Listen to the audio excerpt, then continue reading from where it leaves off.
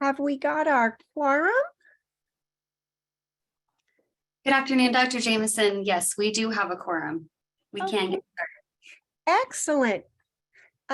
So Dr. Jameson here, and welcome. We will try to be as efficient with brevity and vigor because we have so much material, and we have the exciting extra project of selecting candidates for the new executive director that will go on to the interviewing process.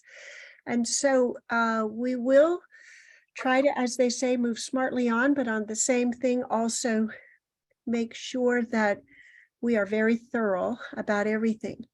So I'd like to call to order and welcome everybody. And who would love to do roll call? Hi, Dr. Jameson. Janelle Davis, for the record, Chief Operations Officer for the Exchange. I will go ahead and take roll call, but before I do, I just want to briefly mention some housekeeping items, if that's okay. Great. Okay, thanks. Caitlin Blagan is hosting this webinar. As a reminder, please keep yourself muted if you are not the one presenting or making any comments. If you would like to make a comment, please use the raise your hand feature through the Zoom webinar, or indicate in the chat box that you would like to make a comment, and Caitlin will unmute you. For those of you who are on the phone this afternoon, please also remember to mute yourselves. We will be able to hear your private conversations or outside chatter, so please be sure that you are muted. Madam Chair, there may be people on the telephone that would like to make public comment, so we just want to remember to ask if there is any public comment over the phone. We also have our Carson City Conference Room location, which is open to the public. We can see that here on the screen. There may be public comment coming from that room as well. And then just a reminder for anyone who is speaking, please remember to state your name for the record before making a comment or presenting. And I will go ahead and take roll call since we do have a quorum. All right. Dr. Florence Jameson. Present. Thank you. Vice Chair, Ms. Valerie Clark. Present. Ms. LaVon Lewis. Present. Dr. Sarah Friedman. Present. Mr. Jonathan Johnson. Present. Mr. Jose Melendrez. Thought I saw him. Mr. Quincy Branch. I think he is absent. And Stacy Weeks.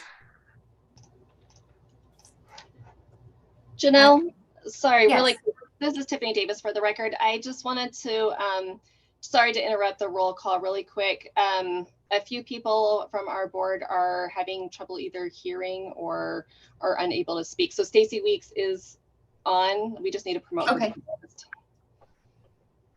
Okay. Caitlin, I'm not sure if you heard that, but you should have the ability to make Stacy Weeks a panelist. And she is here, so I will mark her present. Thank you, Tiffany. Commissioner Scott Kipper. Here. And Teresa Bodden. I am here, thank you. All right, thank you. Excellent, Florence Jameson. And it is wonderful to see our very dedicated and loyal board members with us. We so appreciate your support. And as I mentioned earlier, we have a very full schedule. So we will go ahead with the executive director report right now. Just wonderful seeing you all. Thank you, Dr. Jameson. Really quick, Janelle Davis for the record. I don't know if we need to say that every time, but I don't know if we need to make a motion to approve the minutes from the last meeting first. My apologies, we sure do. And I apologize. I missed public comment as well. I was so excited to move along. So let me back up to public comment. Do we have any public comment?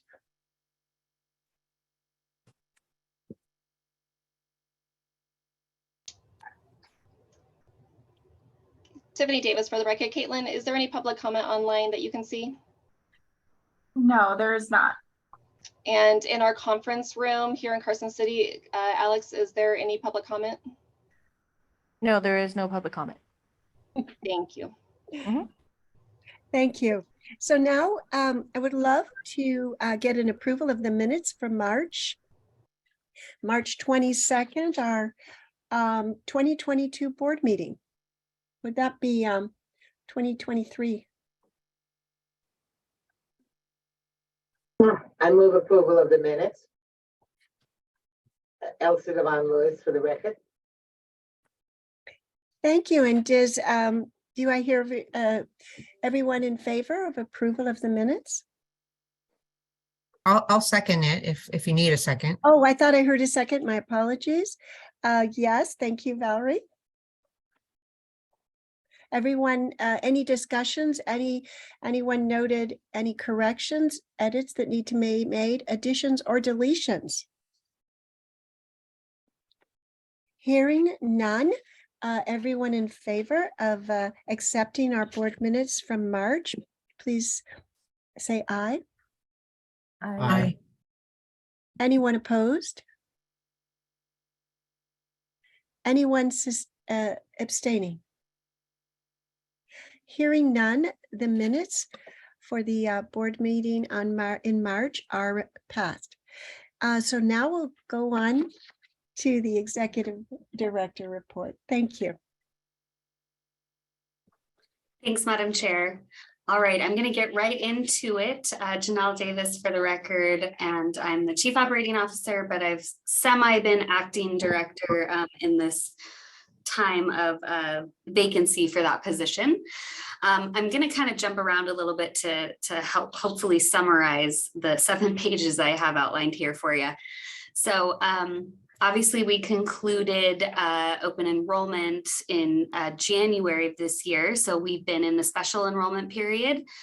And this is available to Nevadans who experience a qualifying life event, including the loss of minimal essential coverage, change of employment or income, marriage, birth of a child, or moving to a new service area network.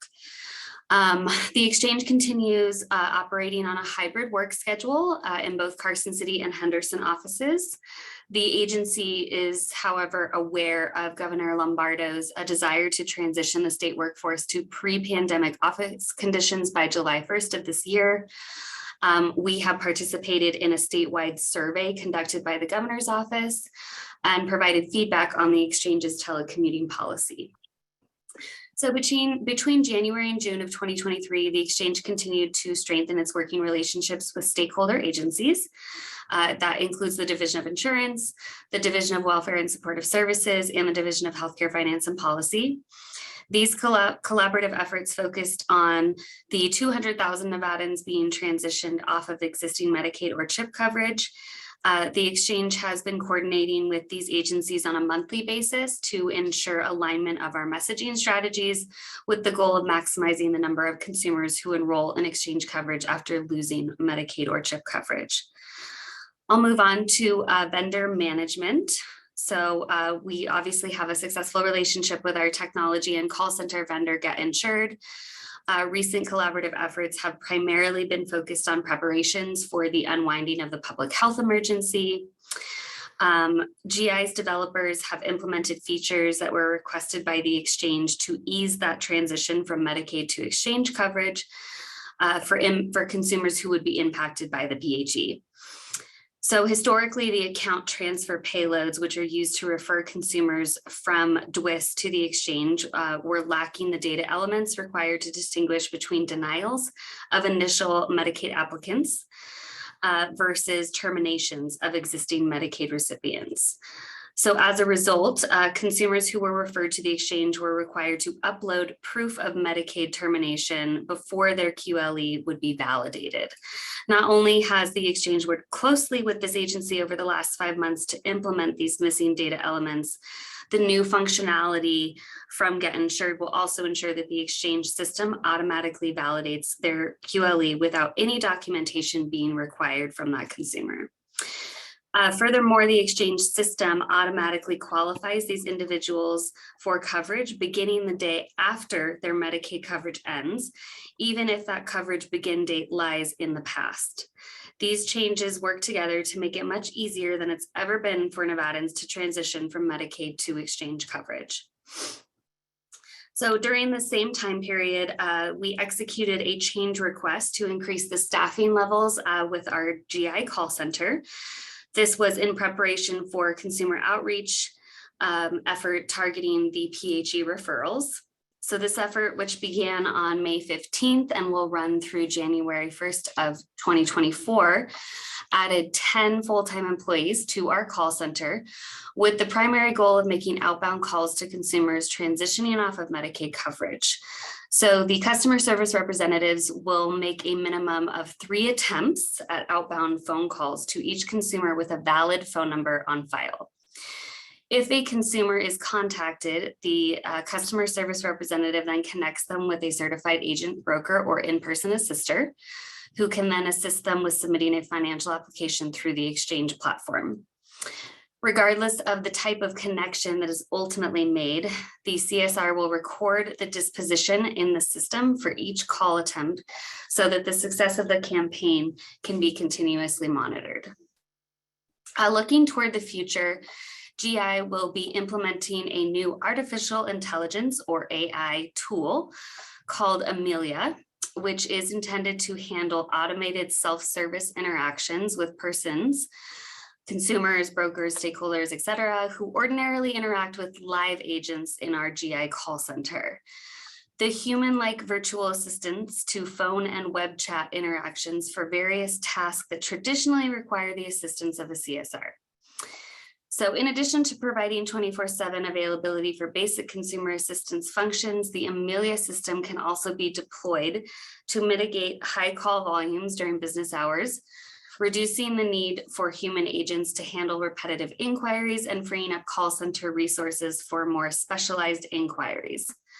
The goal is to pilot Amelia for this open enrollment period.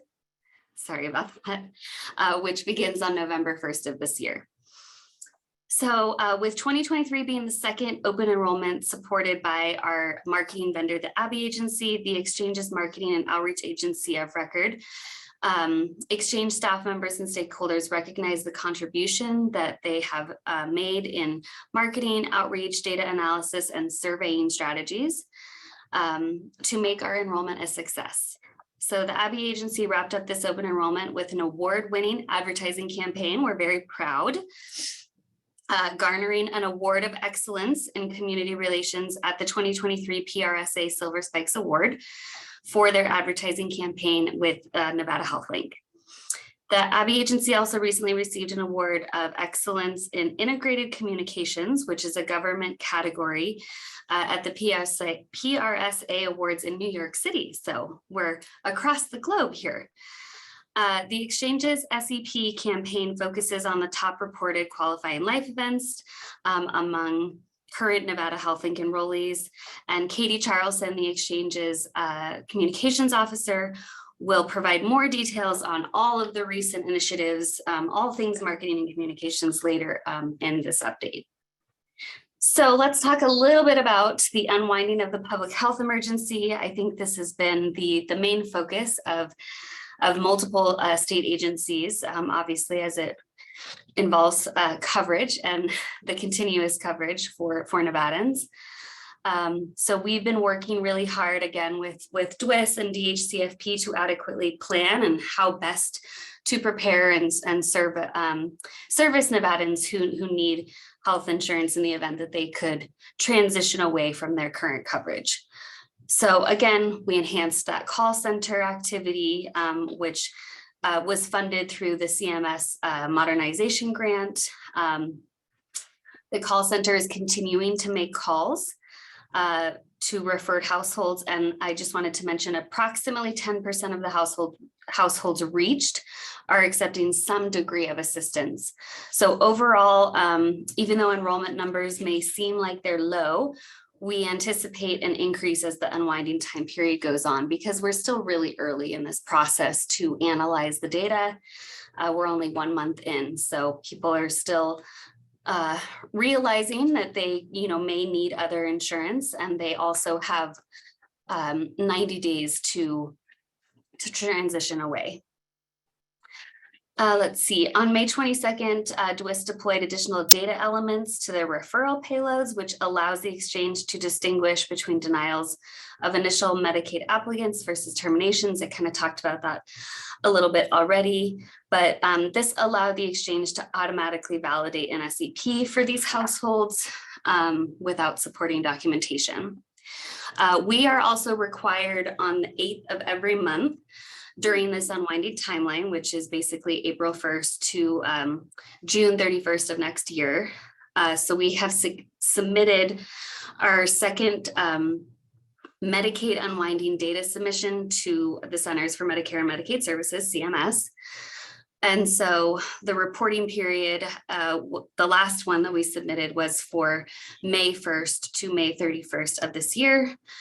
And then I'm not going to go into all the details of the data, but I do have that listed here for you. So a little bit more about coordination with state agencies. This month, actually June of 2023, the Interim Finance Committee reviewed a transfer of $134,500 from our reserve category 85 to transfer to the DWIS category 75 to allow the exchange to fund a project that involves the current lack of several data fields, existing account transfer payloads. We deemed this pretty essential to meeting the requirements of the continuous coverage mandates associated with the unwinding. Inclusion of the Medicaid end date fields will allow the exchange to streamline enrollment in exchange plans and ensure accurate eligibility begin dates for exchange subsidies.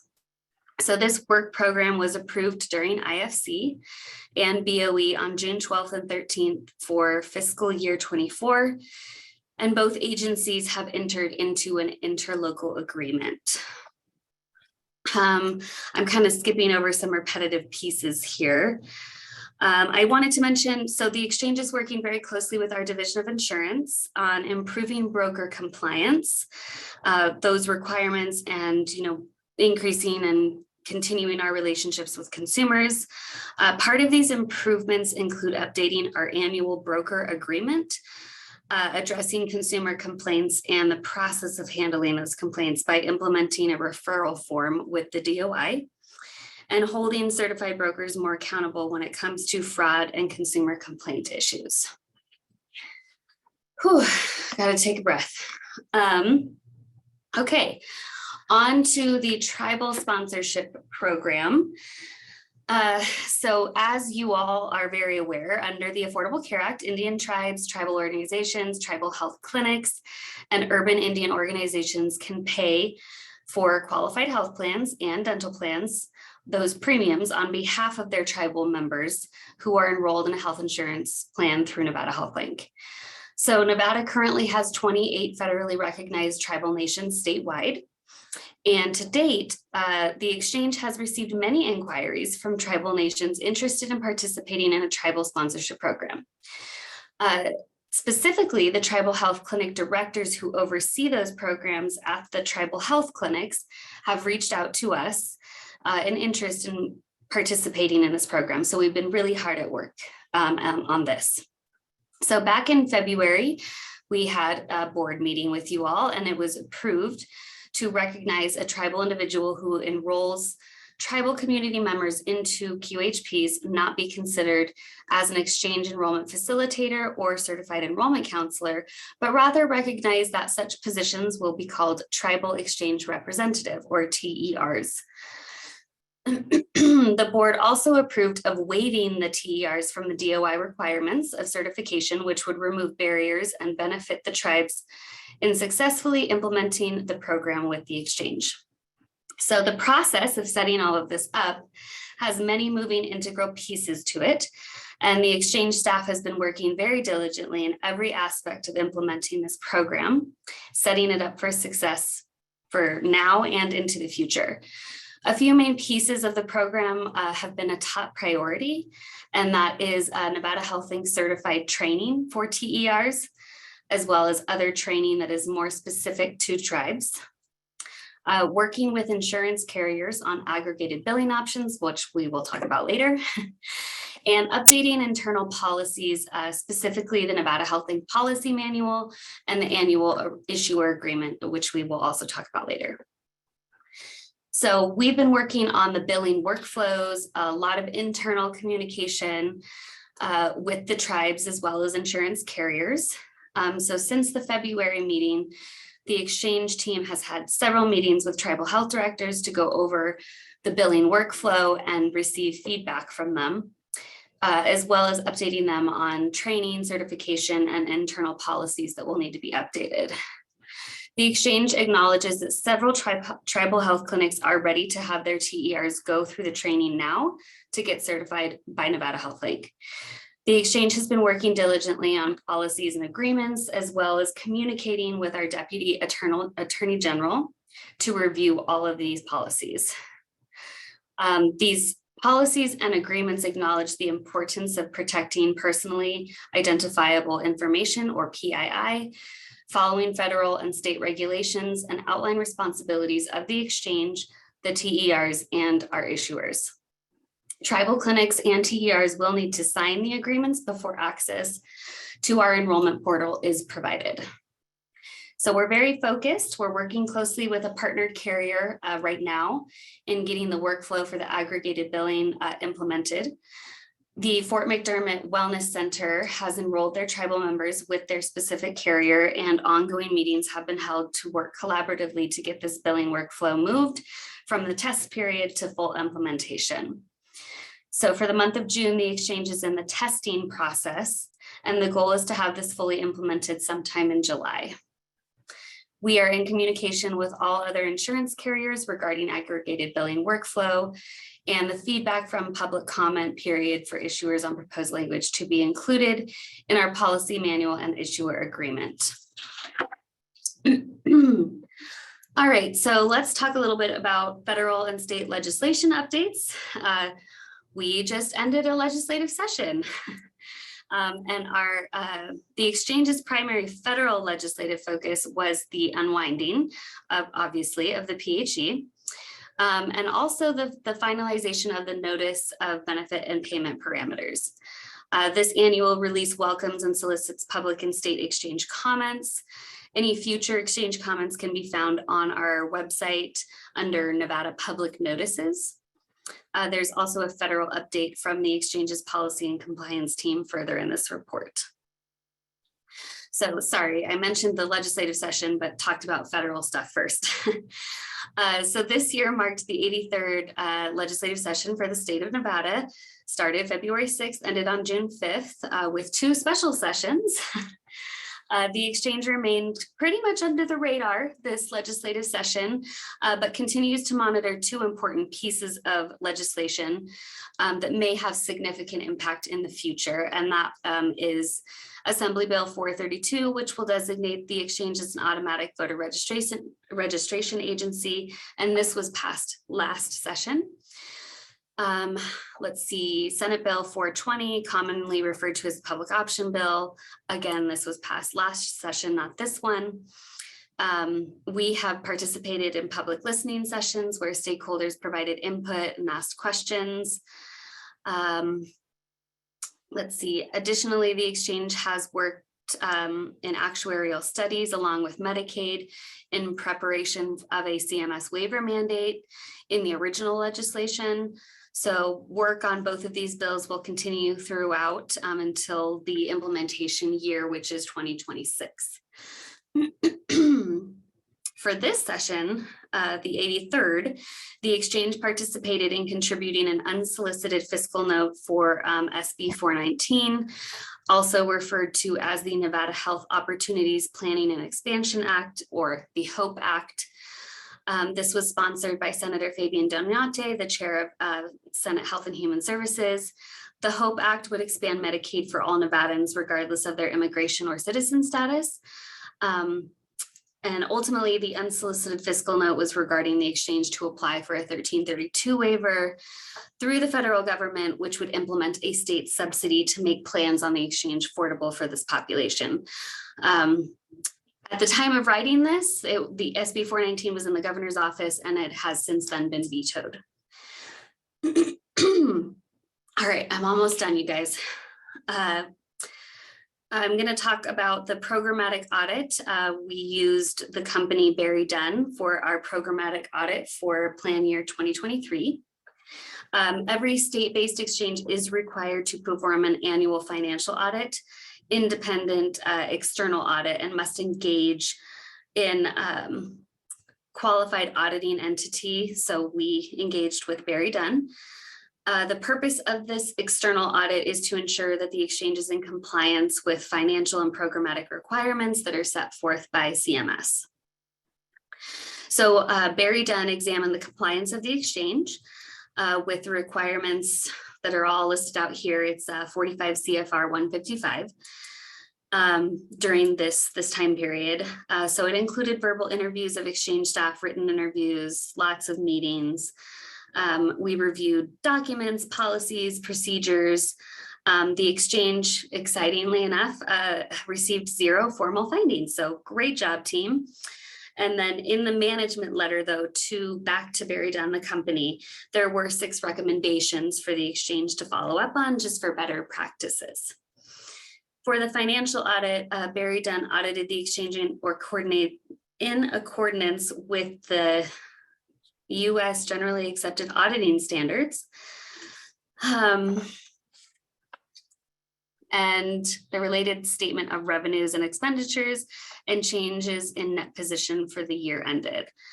As part of obtaining reasonable assurance about whether the exchange's financial statements were free from material misstatement, Barry Dunn performed tests on the exchange's compliance with certain provisions of laws, regulations, contracts, and grant agreements. Again, the exchange received no instances of non-compliance or other matters that are required to be reported under government auditing standards. So great job. We're really proud of that too. A little bit of a staff update, which you guys kind of already know. But recently the exchange promoted Tracy Reed. She was our program officer under the quality assurance team, and she has been promoted to a business process analyst 1, which is a team lead role, and it's still within the quality assurance unit. This position will assist the exchange and the QA team with developing training and workflows for existing processes and programs while training staff to effectively resolve complex consumer situations. And of the 26 full-time employees that the exchange has, we have remaining positions that are to be filled. And that's the executive director, an administrative assistant position within the operations team, and a business process analyst within the reconciliation team, and a policy and compliance manager position, which is executive level staff.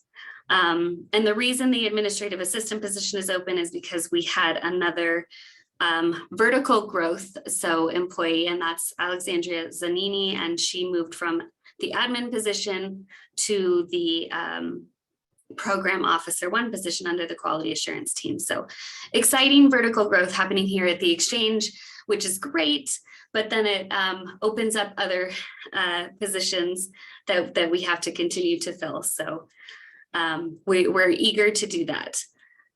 Every single full-time employee at the exchange has always worn different hats when performing various duties. And since we've been operating as a skeleton crew for the last few months, I'm just really proud to say that each of us have really stepped up in a way that seems relatively impossible. But all of the work is getting done, deadlines are being met, and we're still remaining with a little bit of positivity. All right, so that concludes the executive director report. Thank you, Madam Chair, and everyone for your attention, and I'm happy to answer any questions. Janelle, thank you for that wonderful and indeed thorough report. Before I make any comments, which I'll try to keep brief because of our business today, I would like to ask our board members if they have any comments or questions.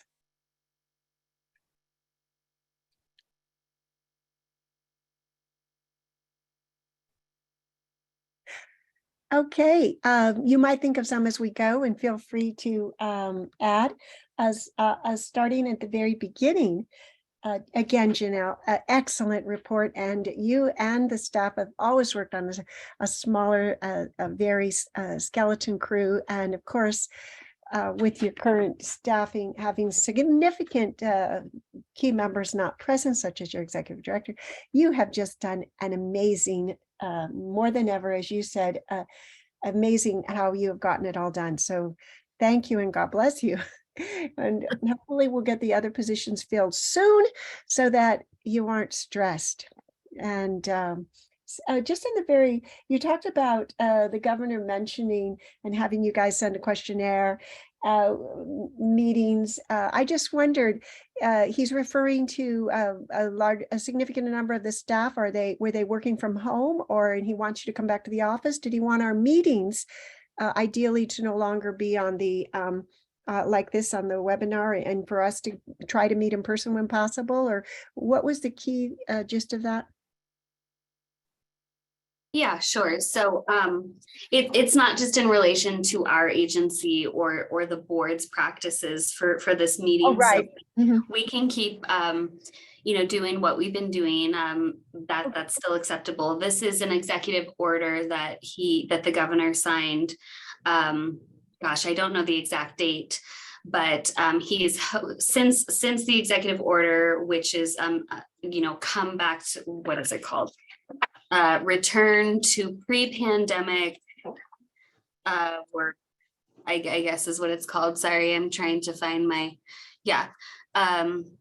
a desire to transition the state workforce to pre-pandemic office conditions by July 1st. So when he went into office, this was part of his state of the state address, and he signed an executive order. But before it can actually happen, some meetings have occurred with executive directors or administrators of each state agency to receive feedback and what their own agency telecommuting policies are.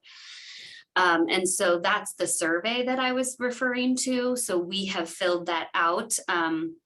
But I think every agency is still just patiently awaiting, the formalized and finalized policy from the governor's office, which we will in turn have to follow. Yes, I guess I was seeing if it would affect the affect the exchange very much, or you guys are already back to pre-COVID conditions pretty much. But we're going to just move on though. That's good. Okay. And it's interesting going back to congratulations on the virtually seamless transition, because you guys worked for a year transitioning the patients after the public health crisis ended, the Medicaid to the exchange. I found a lot of things you were commenting on extremely interesting. So you said, though, a minimal of 3 attempts. I was wondering if, however, more attempts would be made than those 3. And do you usually give the calls during the day, after hours? Do you think some of that may have affect how do you decide when to call? Because response rates might vary if they're at wake. So do you stagger the calling when you're trying to reach them in different times? Yes, to my knowledge, I'm pretty sure the call center or the CSRs are staggering their calls. They don't want to be too burdensome or annoying, but I think the goal is to just make those 3 attempts. And I don't know if any of our quality assurance team is on the call and has a better answer that they'd like to add to my answer, but I'll throw it out there. I'm not sure what the exact hours are, but I do believe that they're quite staggered. I mean, even by days, I'm pretty sure. Okay, so it's a minimal and maximum pretty much of the 3 calls. And are many people calling you that say, we got off and we're calling you? Are we getting many people just impromptu calling us about a plan that came from this without you reaching out to them?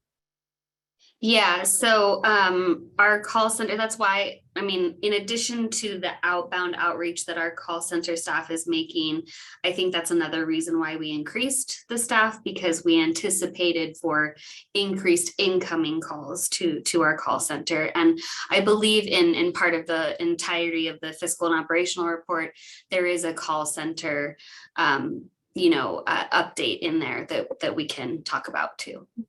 So I think it's really fantastic about Amelia Digital Assistants. I know personally, the minute I'm on a conversation and I feel like it's a computer, I hang up. But you guys feel that that's a pretty good way to go. Do you have any idea how many of those calls are clicked off? So Get Insured is the one, spearheading the Amelia project, and Nevada has offered to pilot the program. So we haven't even begun the piloting process. We're still in the review stages of the project itself. So I'm not sure how it's going to go. We'll see. Well, maybe we can get more update on that. Oh, I know absolutely. that artificial intelligence is the future, and some people feel it's the end of humankind, and we will be destroyed in no time. And at our AMA, we just are currently writing to, new policies to take, hopefully get all the benefits AI has to offer and avoid the pitfalls and other things. I just want to thank right now, real quick, Abby Agency for the amazing job they've done. Great job, you guys. And then when the unwinding of the public health, a little more questions I have. We talked that we were expecting about 250,000 to roll off over time for, and we talk about the little period of enrollment. You mentioned about 90 days, that there were 90 days, but the total is 90, not what's left, correct? And how many people were rolled off at that time? We how many, we had 250,000. What are we saying was the actual number that rolled off? And you were saying so far of the contacts about 10%, and then we looked at some of those numbers. So I'm giving you an opportunity. It didn't look like much in what we expect, and I know you were couching that and saying, well, it's still early on, but we probably we only have 6 weeks left.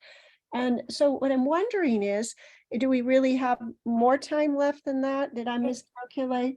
And yeah, and so can I answer? And where I'm going with this, basically, the numbers we're looking at are quite small compared to what I thought we might expect, even though I knew we weren't going to get any major portion. And the 10% number, how did you calculate that? From what was your nominator and denominator? Can I answer some of these as Medicaid director? Thank you. Sorry, Dr. Jamison. And Janelle, is that okay? Yeah, absolutely. I was going to pass it your way. I was just going to answer the 10%. This is just a very early number. Yeah. And we are only in the first round of many. We are doing 3-month rounds. Okay. Yeah, that's what I thought. And I would say we're not even finished with the first round. So I don't think we can give firm numbers. I would say nearly half of those individuals that were of the 54,000 that we renewed for this first round were determined eligible still for Medicaid. So that's the good news. The rest were not. And I think early on we looked at some of the data around employer sponsored coverage and secondary coverage, and a lot of these folks already had coverage. So I think that might be why we're seeing some people not coming to the exchange. They're already covered. And then there are some people that are not coming to the exchange because they're reapplying, right? They have 90 days to reapply. Oh, okay, I get it. So I think we're not going to really know until 6 to 9 months from now what the trends are. So I just throw that out there. It's going to be a long process. Right. We don't even have the first quarter numbers at all. Well, I have first quarter. We just don't have them all done. Like there's still about 700 people that we're still processing that we had to get information from. Knowing what's really going to end up happening to them all. Right, because 90 days, some of them may come back on Medicaid in 90 days. So that number may actually be more than half, right? So you said 54,000 were reaccepted? Renewed. Well, we renewed for the first 3 months. For the first 3 months. Mm-hmm. So we send out notice in April. We have to give due process. So we have to give people time to respond. And so we did that. And so once they were processed, some people we had to follow up with them for more information, Dwis did. And then coming back, it's, of that 54,000, about nearly half were renewed for continued Medicaid. The rest were they're no longer eligible. Most of them are higher income and some did not return their information. But if they have 90 days from disenrollment to reapply with Medicaid, if they think they're still eligible. So we could see a lot more people come back on in the next 90 days. And then some people may already have employer coverage and they're like, I didn't even know I still have Medicaid, right? Like we're hearing that. And then some people moved out of state. There are those folks too that we are cleaning off our rolls. So just to clarify, in the first 3 months, it was 54,000 total that rolled off, or No. what was the total that rolled off and the 54 was renewed? So 54,000 is how many we sent notices to say it is time to renew your Medicaid. I got To you. see if you're eligible. Nearly half were renewed, Renewed. determined as still eligible. The rest were not eligible or did not return their information. So they all got letters or should have their letter in the next week or two before July 1st saying you're no longer enrolled. If you think this is an error, you have 90 days to reapply. They can still reapply with it after 90 days. It's just if they apply within those 90 days, they have no gap in coverage, right? We'll go back to, so if they go get services in that 90 days, we'll pay for it. Well, I'm so happy to hear that of those, almost half of them were able to be renewed. And then about another 25 or 30, we're going to go in any different directions. And then it's way too soon to know what Yes. that is. So we appreciate and know we'll get further follow-up. Yeah. So that's very helpful. And then,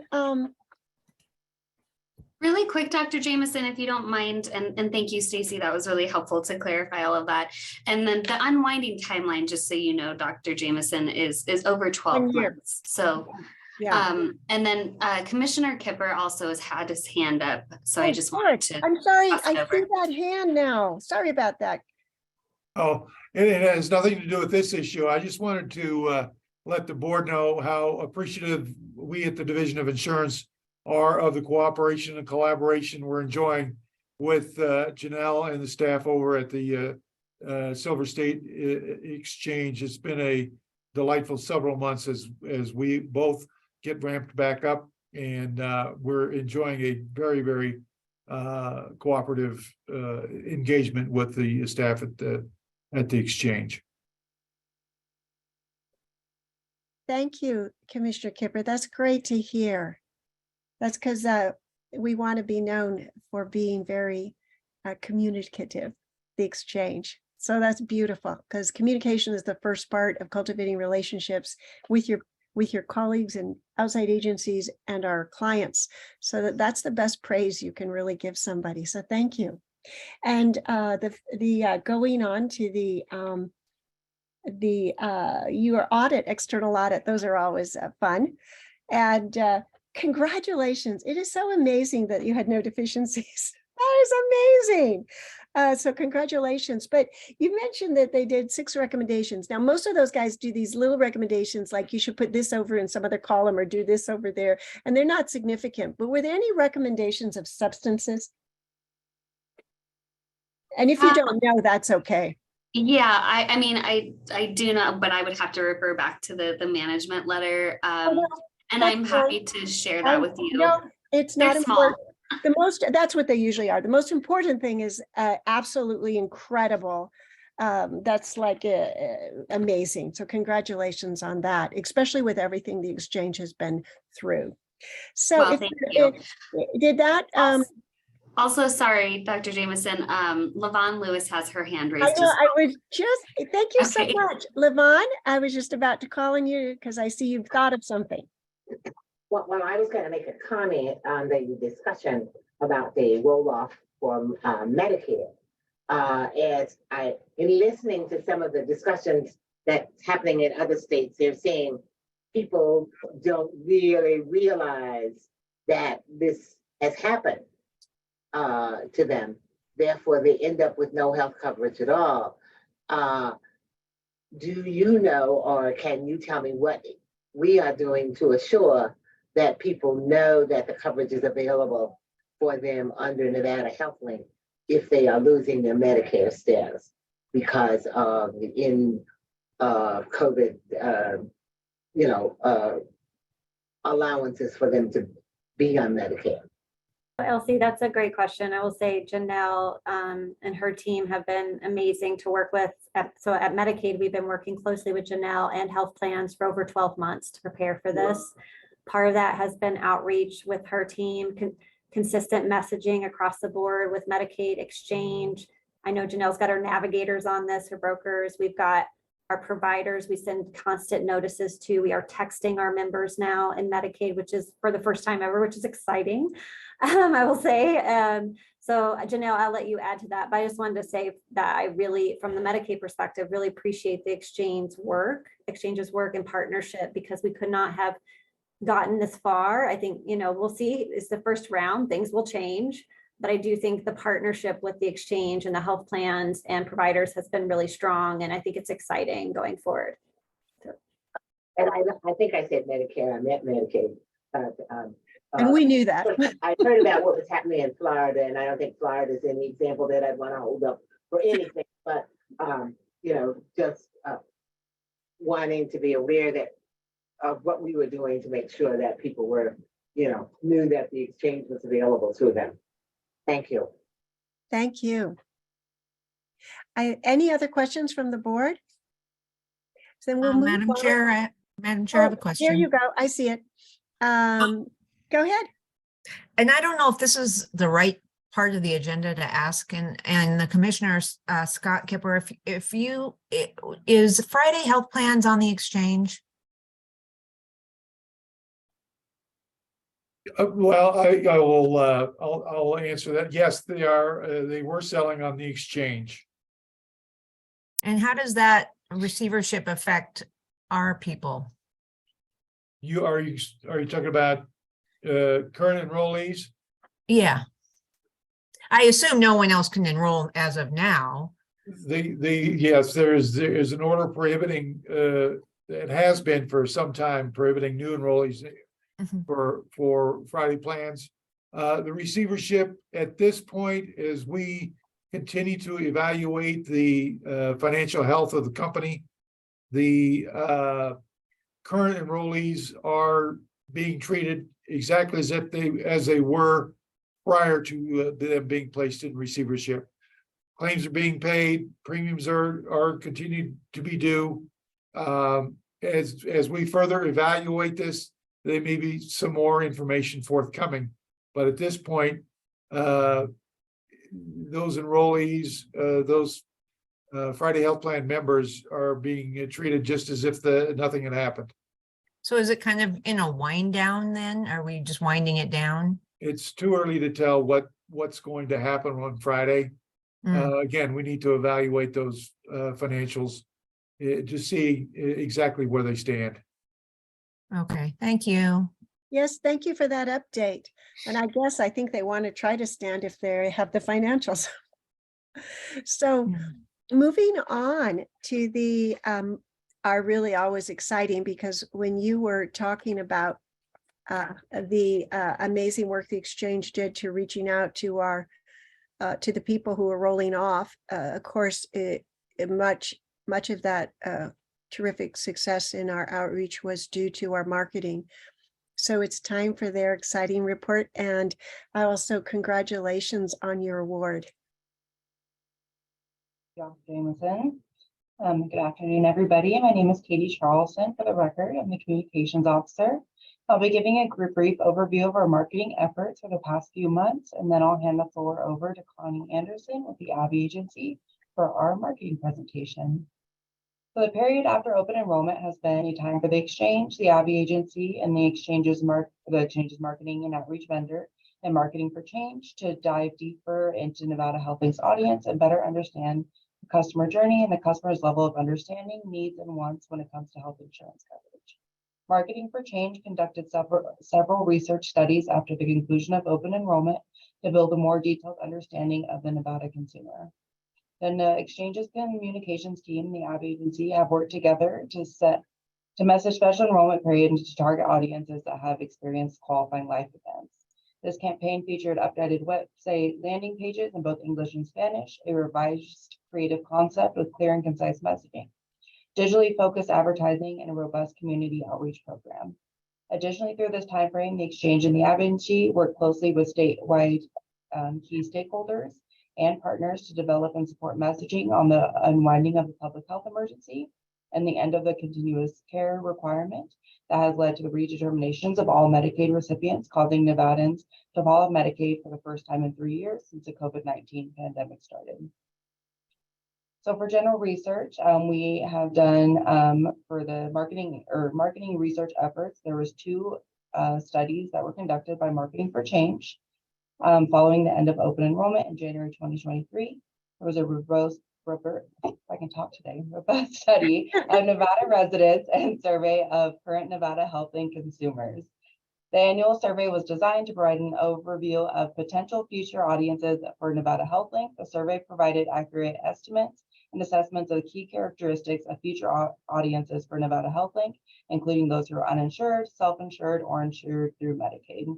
In addition, results provided key information on attitudes towards health insurance and future purchasing of plans for these audiences. The user survey was fielded to existing Nevada HealthLink enrollees, the survey providing key information on consumers' current satisfaction with Nevada HealthLink, and results indicated that customers who had more positive appraisal of their shopping experience on the site were more likely to be promoters. Marketing for Change also conducted research groups with 58 gig workers across 10 focus groups to uncover insights about growing Nevada audience who often does not have health insurance and who could turn into long-term Nevada HealthLink customers. Yeah, like I said, the Abby Agency will dive deeper into this research done by Marketing for Change in their presentation. The Exchange and the Abby Agency worked together with the Nevada State Medicaid Office to put together marketing and outreach plan to target Nevadans potentially losing their Medicaid benefits through the redetermination process as a result of the PHE ending. The goal is to support our partners at the Medicaid office by amplifying the message to update the contact information so that Nevadans are reachable and don't experience a lapse in health insurance coverage. To proactively get the message out, the Abby Agency produced a 30-second public service announcement video in English and Spanish about the redeterminations and encouraging Nevadans to fill out their packets and to talk to Nevada HealthLink if they lose their insurance. We have also developed posters, flyers, business cards that we're distributing to community partners, whether that's navigators' offices, doctors' offices, social services. We're all throughout the state with our paper resources as well. We've also created a landing page on our website and a toolkit to help promote. So for now, our special enrollment period, our goal is to have a targeted campaign that speaks directly to identify target audiences who recently experienced a qualifying life event. The campaign creative has a clear and distinct message and uses bold colors from our branded color palette to draw attention. This year, we included the Nevada State logo to differentiate Nevada HealthLink against the imposter ads and sites. And we're also committed to reaching Nevadans from all backgrounds and communities. More diverse than ever, Nevada has a robust Asian American, Pacific Islander, African American, Native American, and Hispanic communities. The 2023 Special Enrollment Media Plan takes a digital approach with highly effective tactics to reach these historically underserved and hard to reach communities in Nevada. Overall, the Abby Agency and Exchange allocated a budget spend broadly across a diverse range of media channels to ensure Nevadans were reached on the digital platforms they frequent. During the special enrollment period, the community relations and event outreach teams were focused on enriching the off-season content plan through community outreach, audience of events, and key sponsorships. Erica Avelis Consulting researched and provided Hispanic and Latino collaborations with organizations serving underserved communities by facilitating and securing tabling events and sponsorships targeting those communities. Navigators are projected to participate in 78 community events between January 1st and June 30th. More than 75,000 people attended the events where these navigators are attending, and navigators reported nearly 20,000 interactions with the attendees. The Abby Agency completed a total of 32 sponsorships. If you have any questions, otherwise I will pass it off to Connie, who will also speak to our marketing presentation. Thank you for that. And again, you guys, congratulations on the award. Well deserved, well earned. you work so hard, and you guys are positively brilliant with your creativity and your hard work. So hardworking. Thank you for allowing us to benefit from all that great work you do. Connie? Yes, thank you so much. We feel incredibly honored and grateful to support the work of the exchange staff. They do absolutely do so much. Okay, my name is Connie Anderson, Chief Strategy Officer at the Abbey Agency. For the record, I always forget that, so I wrote a little sticky note to remind myself that I did it, and I said it this time. So Katie and Janelle both took you through an amazing update of some of the efforts that have been undertaken for the marketing so far in our off season, both focused on special enrollment period as well as the unwinding. So I'm going to show you some stats around some of those things we've achieved, as well as some of the creative, so you can see what our potential consumers will be seeing. Okay, so research and insights. These were two really fun research elements we did after OEP this year. Our first was a quantitative study that had over 2,700 Nevadans involved. We statistically weighted this amongst the American Community Survey to ensure that it was representative of the entire organization, or of the entire state and its population. Overall, what we found is that we had increased exposure of our message this year versus last year, which is great news. Our goal is to continue to build awareness for Nevada HealthLink among our current consumers and potential consumers. We also found that people who saw the advertisements had a greater likelihood of visiting the website. Again, great news. We want people to see the advertisements and then actually click through to the website. We will use the information from this quantitative study to help us better determine who to target in our next open enrollment campaign, as well as how to reach them, what key determinants as well as messages will reach them, and then make sure that we can track attitudes around insurance year over year so that we make sure that we're being relevant with our target audience. As Katie mentioned, we did a robust series of focus groups specifically focused on gig workers. This is a growing group of individuals that has not been studied much in the state of Nevada or nationwide. So this was exciting for us to dive in to understand who are individuals who may be performers on the strip, who may be Uber drivers, who may be landscapers or hairstylists, right? All of these individuals who are freelancers. We did two specific Spanish dominant groups, so we were able to cover two markets through these. Both Janelle and I had the opportunity to watch some of these in person. It was really exciting to hear what people had to say. Overall, we heard that there was some still misconceptions about health insurance and how it works. Many people felt that if you posted a picture of you skydiving on Facebook, your health insurance company was going to raise your rates. And we were like, wait, no, that's quite a bit old information. So it was a good opportunity for us to learn and understand what are some of these myths that we still need to overcome, especially among many of these group members who have been uninsured for many years. We knew that these individuals felt that health insurance could help them reach their goals, which is great news. That's a great message for us to tie into, and the power that you can have when you have health insurance. So what we will do again with all this information is better target these individuals in our next open enrollment campaign, as well as to better align messages to them. Overall, we showed this group many of our ads from last open enrollment, and they felt that they were heard through them, and they felt that they were spoken to directly, and that meant a lot. And everyone came out of the focus groups feeling like it was very exciting that Nevada HealthLink wanted to hear from them and cared about them and cared about their input. So that's a great way to help us in the future, but also to helping some of that community relationship right now for Nevada HealthLink. On to creative. You will see that, again, these ads are very bold. We started with this bold purple, pink color, and yellow during last open enrollment campaign. We wanted to make sure that we continued that, again, to help continue building awareness of these colors. It helps stand out. It's very neon, which is important. We use some of the similar imagery from last open enrollment campaign. We know that it very much aligns with our target audience. And it is real Nevadans in these ads. So we wanted to continue using real Nevadans as much as we can through these ads. So these are, again, some of the specific special enrollment ads, which focus on the top 5 qualifying life events of individuals in Nevada.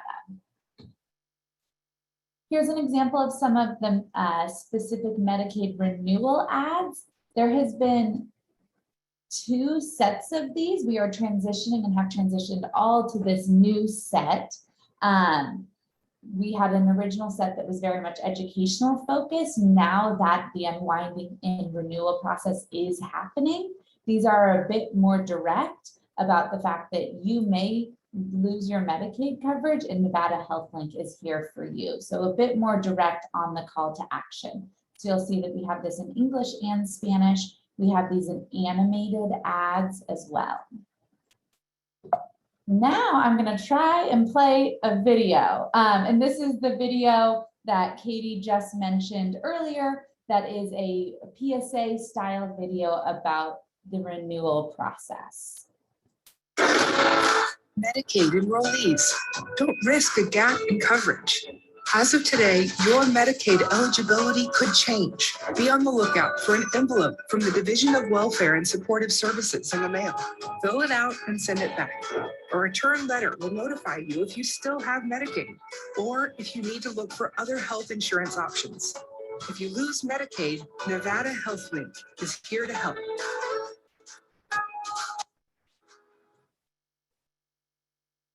Wonderful. Bravo. Thank you. It always tries to play twice, but a very exciting video. And you will see that that was sent out to the media today in a press release, along with some statistics. That will be in all of our ads moving forward on our website through all social media, email communication. So you'll see that very broadly soon. Paid media strategies. Our team is always looking at the best combination of traditional and digital tactics. We of course know that we need to reach all of our Nevadans, whether they're living in some of our larger urban populations or in our rural populations. Because of that, we make sure that we are looking at our core personas when we are targeting these ads. So as I mentioned earlier, specifically for SCP, one of the SCPs or QLEs that is most often is people moving addresses. So we can use data from different credit bureaus that doesn't have any personal identifying information, but it allows us to target individuals who have changed and have moved addresses. So we're making sure that we're pairing our creative with the right digital targeting to reach people when they're most likely to need us. We continue to run Spanish advertising along with our English advertising, targeting again Spanish-speaking households. Our Spanish display ads, which are things that you might see on Google and other websites like that, actually are performing at higher than double of the platform average. So that's always really good. We like to see us outperforming the average of any platform.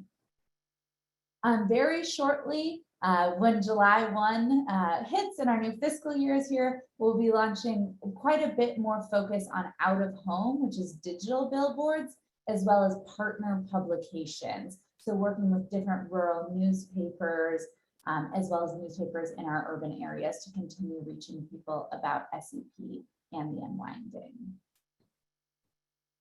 This is a lot of numbers on a slide, but we just wanted to provide a brief look at the past few months and the different campaigns that are running, where they're running, the total clicks, the cost for those, the impressions and click-through rate. all of these are outperforming the industry standard, which is great. You'll see that SEM, which is anybody who's on Google or Bing and searching and seeing us in their search results, is really high at 17%. And that's something that we typically see on Google because someone's showing intent, but overall, driving, about 2% average click-through rate is really good, and we're excited to continue seeing this grow. Incredible. Thank you. Our website strategy, as Katie mentioned, we have created an updated SEP landing page. We have also created the unwinding page, and then very shortly, you see a little bit of a preview here on the right side of your screen, but we're launching what we're calling our Spanish Hub page. So as you may have seen over the past few years, we have developed many different pages in Spanish, but a user would have had to directly navigate to those pages. There wasn't a hub where they could go as a Spanish speaker and have access to all of those pages. So we're in the final design and development phase of our Nevada HealthLink en Español page, which will serve as one hub for all of our Spanish pages to come together so that we can directly send this link to anyone who may be a Spanish speaker. Our navigators, our brokers who are doing outreach can send any Spanish speakers here, and they'll have access to all of this information in one place. We were very excited about this. Beautiful. Yeah, we're very excited about it. Fantastic. Thank you. Yes. When this goes live very shortly in July, we hope that everyone will share it because I think this is a phenomenal way for a state agency to reach an important population in Nevada. One thing I didn't mention on the website are digital media, but we are always working to counteract those spammers who are buying different terms like, Nevada health insurance and pulling people away from the Nevada HealthLink side. So we've actually worked directly with Google on getting Nevada HealthLink continually recertified as the official exchange for the state. So we want to make sure that we're always counteracting any of those spammers, and consumers know that we are the official exchange in Nevada and to not go anywhere else. Overall, over the past quarter, you'll see that we had over 300,000 website visitors. Of those people who came, they viewed 8 million pages, which is 25.92 pages per session. Of course, that's high. That's because we can track them as they go through the actual enrollment process through Get Insured. But we like to see that number because we know that that means people are taking steps to actually go look and shop at plans, to put in information about their household size, learn more about what the cost may be for them, and then hopefully enroll. Wow. Yeah, overall on the blog, in the newsletter, I just wanted to throw these or put these information here. You'll see that our open rate is down a bit this quarter. That is to be expected. Open enrollment, we have a very high open rate because it's timely. Right now, it's a little bit harder to get as timely in people's inbox, so we see that down. However, we see click-through rate up, which means that people who are opening it are finding it relevant and clicking through. And then finally, public relations, or we have two more sections, but public relations and community strategy. I think that Katie mentioned this earlier. We went to many different events. Our navigators continue to be amazing partners in helping get out the word about Nevada HealthLink. Our public relations team has also been working hard, and so far in the off season, we've had 87 media placements with very high coverage views. Over 1 million, which is phenomenal. You'll see here that we've had many different stories in Spanish, which is great. Rosa has been a great partner, and Griselda have been great partners at doing Spanish interviews for Nevada HealthLink. So we've done some partnerships with the Nevada Independent as well as the Review Journal in Espanol. And then you'll see that there's some other Gazette Journal stories as well as KTNV stories in Southern Nevada. Here is the total events as well as some great pictures. You'll see Congresswoman Susie Lee in this picture. It's great when we have our support from our federal delegation out at events as well. We always share these photos on social so that people know where they can come connect with us, and then also see some of the excitement around Nevada Health Link. Multicultural outreach, we just wanted to share that from a multicultural perspective, we have been focused on getting information about the unwinding out to those individuals. We've done direct stakeholder outreach. We're using the PSA video that I just showed earlier and asking people to post that. We're going to many different websites or going to many different events to help get out the word. And then finally, social media.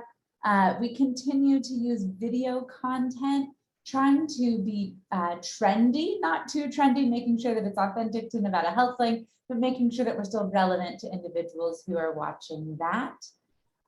We've moved into what's called a fan acquisition campaign on social media. We do have quite a bit of followers, but we wanted to gain some more followers who could be potential consumers, especially since we have so much important communication to happen around the upcoming open enrollment period and then the current unwinding. So we've been using that, and we've seen large growth in our fans. We're making sure that we continue to see high engagement as well, because we want any new people to our page to continue to be engaged. So you'll see that overall in this few month period, across all of our social media channels, we had 1.5 million impressions, 172,000 engagements, which is an engagement rate of 10%, which is actually very high for social media. And then we've grown our audience about 338, but we're continuing to see that tick up over this month so far, and we expect that to continue to grow over the next month. So we definitely want our total audience to be a bit higher than this. It takes time on social media to grow your audience, but we're invested in that so that we can make sure we're reaching all Nevadans who need to hear about Nevada Health Link. And I think that is the end of my presentation. I'm happy to answer any questions. Thank you, Connie. Great job you're all doing. Absolutely beautiful. I know you're an inspiration to other people in your industry. Are there any questions or comments from our board members? Not hearing any others, we'll look forward to seeing you release a link connecting or showing us to your Spanish hub. Yeah. Very exciting work, and thank you for considering that and doing it. So we really, there's several items left, about 4. And the good news is a couple are just possible action items, and then the executive director recruitment update. And then we'll be selecting the candidates. So it looks like a lot, but I actually think we'll be done with it in anywhere from 20 to 30 minutes. So let's just start with our next action item, which is a possible action item, the approval of the semi-annual fiscal operational report pursuant to the NRS 6951.370(1)B to the governor and legislature. Do I hear a motion for that?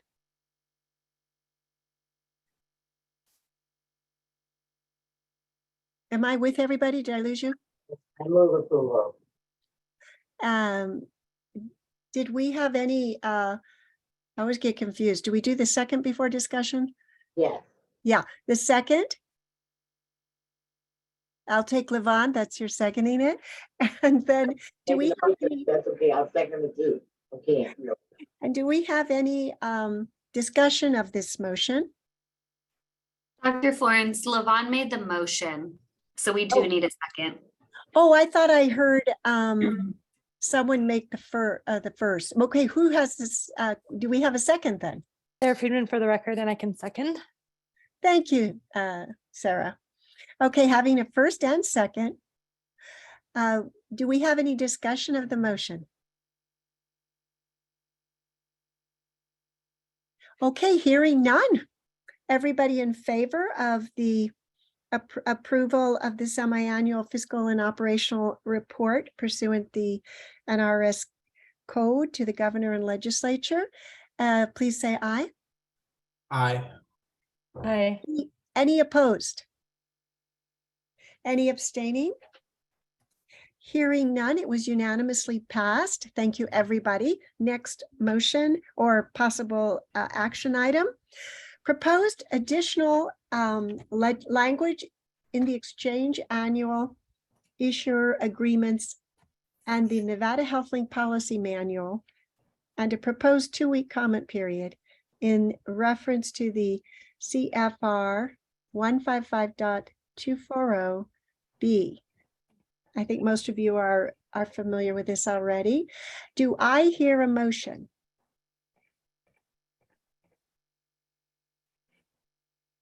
A motion. Savon Lewis, I move approval. A second? Second. Thank you. Anybody have any questions or discussions? Hearing none, everyone in favor of passing this motion, please say aye. Aye. Aye. Aye. Is there anyone opposed? Any abstinence? Hearing none, the motion is passed. The action item is passed for the proposed additional language in the exchange annual issuer agreements and the Nevada HealthLink. Now moving on to the very exciting part of our meeting, although all of it has been filled with a lot of excitement, which is getting on to the executive director recruitment. We have first an update, some guidelines to listen to prior to reviewing the candidates that have submitted their resumes and selecting those that will be going on to the next step, which will be the interview.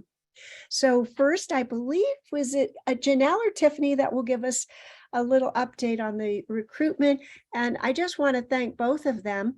You know, when we did this process a few years ago, we just had a few candidates, and it's just amazing that we received 10 applicants, although one withdrew, and that many of these applicants are just very well, they're all excellent, but many of them really do fit well the job description that we posted on our website. So without further ado, do you want, who will it be? Janelle that gives us or Tiffany, Tiffany, an update? Yes, Madam Chair, thank you so much. Tiffany Davis for the record, Executive Assistant at the Silver State Health Insurance Exchange. And I'd like to present this Executive Director recruitment update to you just to give everyone a timeline on how we got to this point with having this agenda item and our agenda item number 9 for the actual decision making.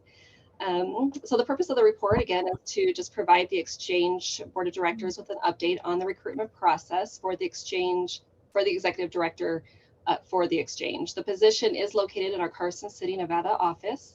And I just wanted to let you guys know that today joining us, we do have Tammy Brunson. She's the Personnel Officer with Agency Human Resources Services, and then also Chief Deputy Attorney General Michael Detmer, who would be filling in for Redhika.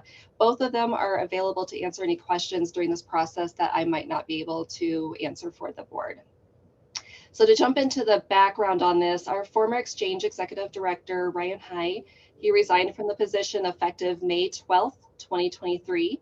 The Exchange staff initiated recruitment through the Department of Administration's Division of Human Resources Management, also known as DERM, upon his resignation. The position recruitment was posted around May 17th, 2023, and the posting closed on June 9th of 2023.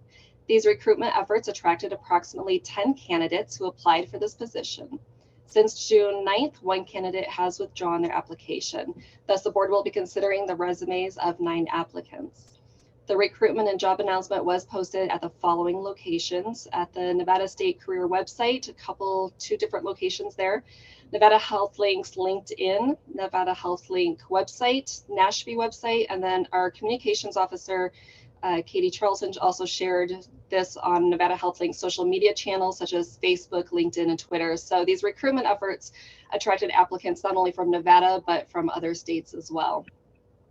The Executive Assistant and Chief Operations Officer at the Exchange reviewed each of the applicants with the guidance of DERM and our Exchange's Deputy Attorney General. And it has been determined that best practice would be for the Exchange Board of Directors to review all 9 applicants and choose who should move forward to the public interview process. In addition, the Exchange had requested the assistance of Durham, actually agency HR, with the applicant's reference checks. And so those references are available for the most part upon the board's request during these proceedings. So it's the Exchange's recommendation that the voting board members take the applicants into consideration for the purpose of narrowing down who the board would like to invite to interview at the upcoming board meeting on July 13th, 2023 at 1:30 p.m. or another date and time of the board's choosing. Our ex officio members and their delegates, board members are available to assist the voting members on providing advice and expertise. For the purpose of keeping the interview process consistent, the Exchange and Durham would recommend that the voting board members decide the following: how many questions should be asked, who will ask the questions during the public interviews, how these questions should be gathered, how long the interviews should last. And it should be noted that in the recommended process for public interviews within Durham, the chair of the board has final review and approval of the questions prior to providing these in the board's interview packets on the day of the interviews. And just to kind of simplify that, basically the board members will not be getting any of the interview questions until like that morning of the interviews, so just before. So, and I just wanted to go over a brief reminder of kind of how the process, what was decided last time and how it went. So in February 2022, when we went through this process, the board agreed upon the following: that each interview would last 45 minutes in length. The board was allowed to submit possible interview questions for consideration to either the Exchange DAG, agency HR, or the Exchange Executive Assistant. It was determined that the Exchange Executive Assistant would collect the submitted questions and from there proceed to compile a list of 12 main questions and with 3 final generalist questions. The Executive Assistant assigned 3 questions to be asked by the same 4 board members. This kept the consistency of the interview process. It should be noted that once again, that in the recommended process for public interviews, once again, that the chair has the final review and approval of these questions prior to. At this time, a board meeting is scheduled for July 13th at 1:30 p.m. unless the board determines that a different date and time would be more appropriate. And I would like to note that at that July 13th board meeting, there will only be one other agenda item. So really the majority of the time is going to be dedicated to these interviews. We don't have a lengthy schedule of other reports and everything to go over. However, depending on how many applicants the board chooses to move into the interview process, the board may want to consider moving the time of the board meeting to be a little earlier if that would be convenient for everybody. So just something to consider. The Exchange Board of Directors does have the discretion with guidance from the Exchange DAG, whether they would like to follow the same procedures I just outlined or determine how you would like to handle these this time around. So obviously changes can be made. Further information will be provided to the board about the recommended process for public interviews. That again comes from Durham. And in that process, it is actually a wonderful process that really helps to keep everything consistent and open. And at this time, before we move into agenda item number 9, where you will take into consideration the resumes, if you have any questions for myself or for agency HR or a DAG, we'd be happy to answer those.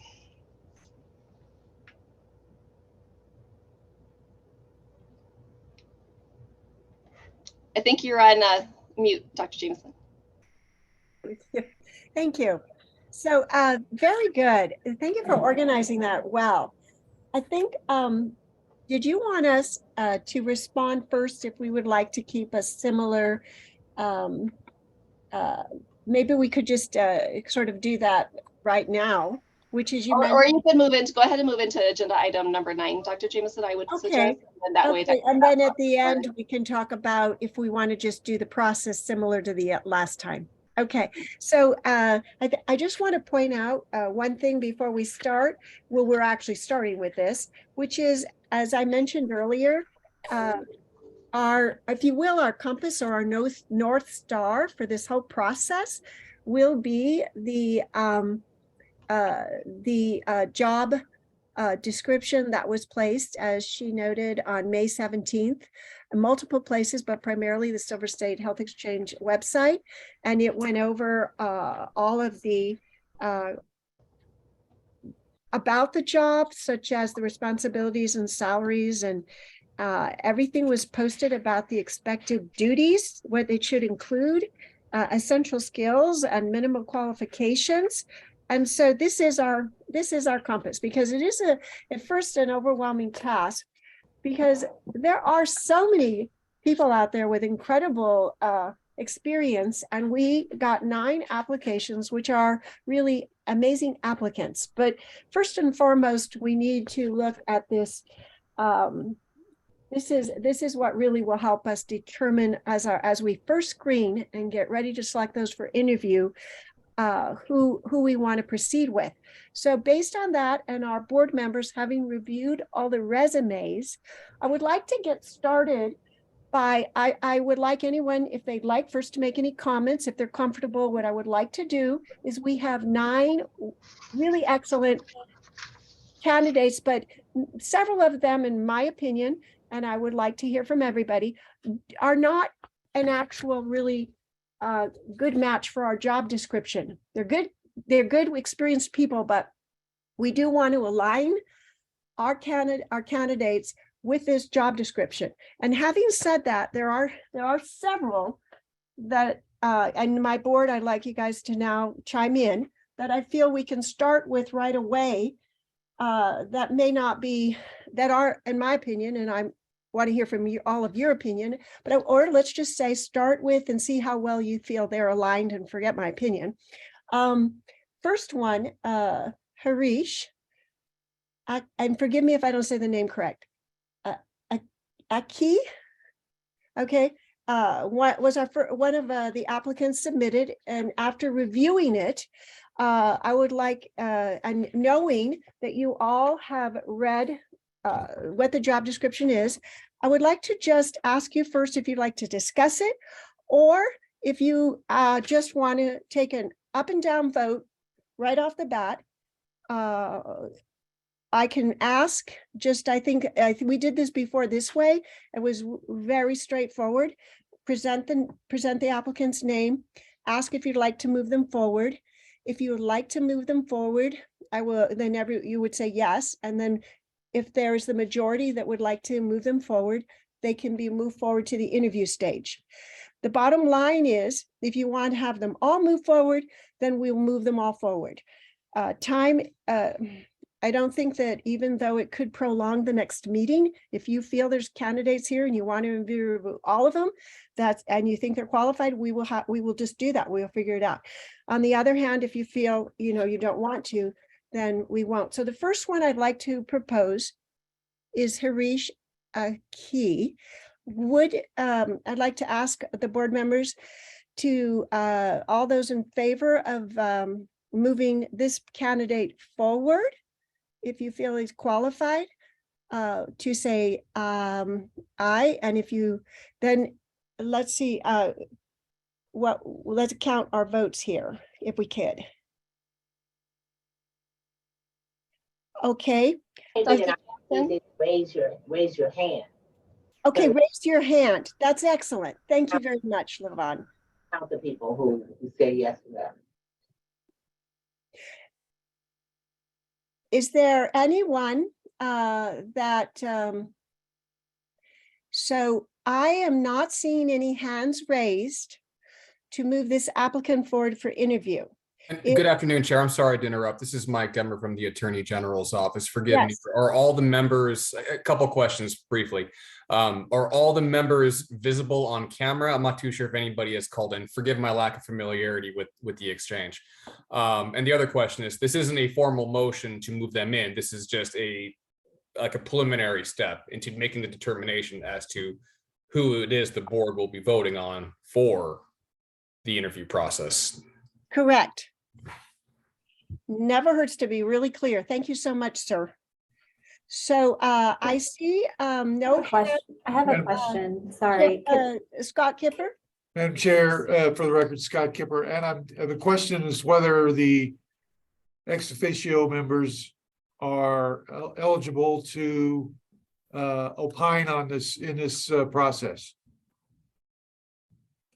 Mike Demmer for the record, absent a statutory provision that would allow for it, generally delegates or proxies would not be able to vote. And again, forgive my lack of familiarity, but unless you have a statutory provision that would allow for them to vote, the general answer would be no.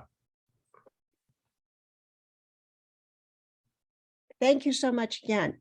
And to Okay, follow up on that, Madam Chair, I don't believe that our statutes allow for ex officios to vote when I was looking at our statutes on that particular matter. And then also to answer Michael's other question, Dr. Friedman, she's a voting board member. I don't believe she's able to use her camera at the time, so she won't be on camera.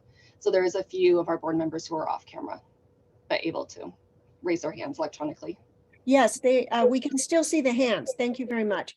So at this point, we do not have a majority. I'm going to ask if anyone feels their hand is not working.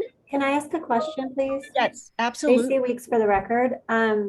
This is my first board meeting, so that I've been able to attend since session, and it'd be nice if we could have the link in the chat to the resumes, so everyone is looking at the resume, so we're all ready before we do this. And then remind me, is Commissioner Kipper and I ex officio, or are we voting members? I do not know. No one has informed me of that, and I'm sorry. This is my first meeting, so I just would like us to kind of slow down for a hot minute and just understand what we're doing. Absolutely, and I appreciate that so much. Tiffany, can you let us know if they are ex officio or voting members? Dr. James said yes, or Madam Chair, Tiffany Davis for the record. Good questions. Stacey, thank you so much for those questions. I did just put the link into the chat, and as well did Janelle, I believe. So you can find those there. And these were emailed, these were posted at the same time for public and board to all see at the exact same time last, well, actually they were all posted on Monday, I believe. So, and then to your other question, yourself and Scott Kipper, you both are ex officios. Okay, so I'm just going to now proceed. My understanding is the hands seem to be working fine. And I did not see a majority of hands to move this candidate forward. So at this point, I would say that this candidate will not be moved forward. Is there any questions on that from any of our board members? Okay, so the next candidate that we will discuss is going to be Charles Green. Now, what I would like to do, just to confirm my process is working well, can everybody just go ahead for a minute and raise their hand on the screen so we can see that your hand is working? The little cute hand, I guess you can use either hand, that's fine. Okay, and Tiffany, Janelle, does or who's ever, yeah, it looks like I'm seeing all hands working. Okay, so I'm going to lower my hand. The next candidate is Charles Green. Again, I would like to ask everyone who would like to move this candidate forward to raise your hand.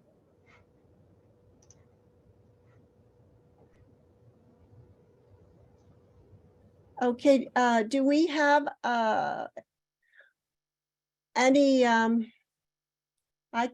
cannot, as I see no hands raised. Am I missing anything here? So Madam Chair, I don't believe so. I'm not missing a majority here. I'm not getting a majority to move. So we're going to go ahead and go to the next candidate. And the next candidate would be Miranda Glenn. Question? Levon, did you have a question? Yeah, I didn't hear the name, and I'm looking through my staff resume here trying to figure out who you're talking about. Miranda, M-I-R-A-N-D-A Glenn is the next candidate. Everybody who would like to move this candidate forward to the interview process, please raise your hand.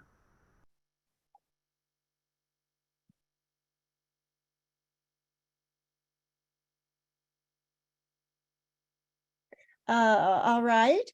So we will not be moving that candidate forward.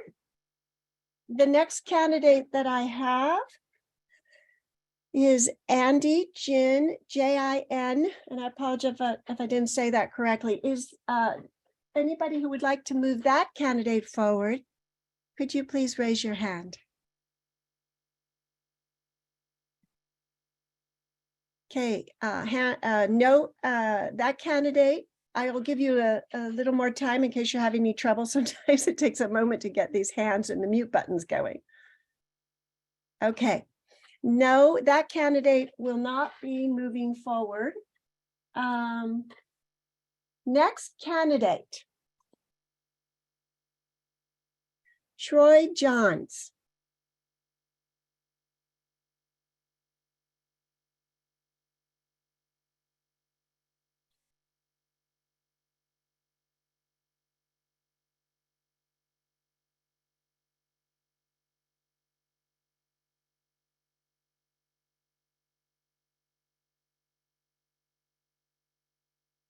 So we have several hands raised. This is a good question now. I would like to ask our attorney here.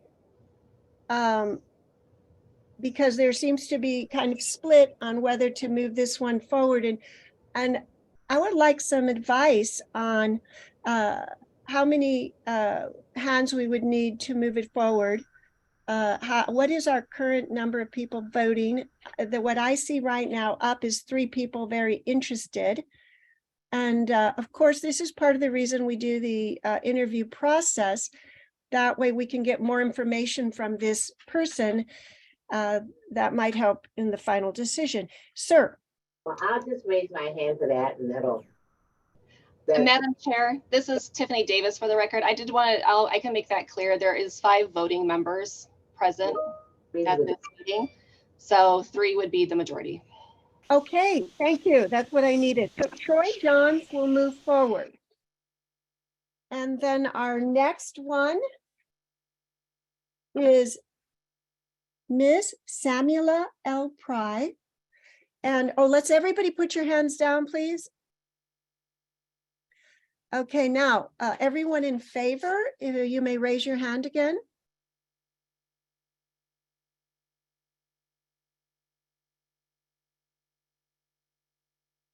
Okay, we just have 2 people there. So Madam Chair, for clarification, yes. Who is this for again? I'm sorry. Oh, I'm sorry. The candidate is Samuela L. Pry. If you didn't hear that, was there anybody who wanted to see this candidate go forward? Katie Charleston for the record. It looks like Sarah Friedman dropped. Caitlin, if you can look out for her joining back in. Can you verify if she'll be coming back on? Madam Chair, if you don't mind giving us a minute just to verify that, that would be great. Thank you. I would so prefer it.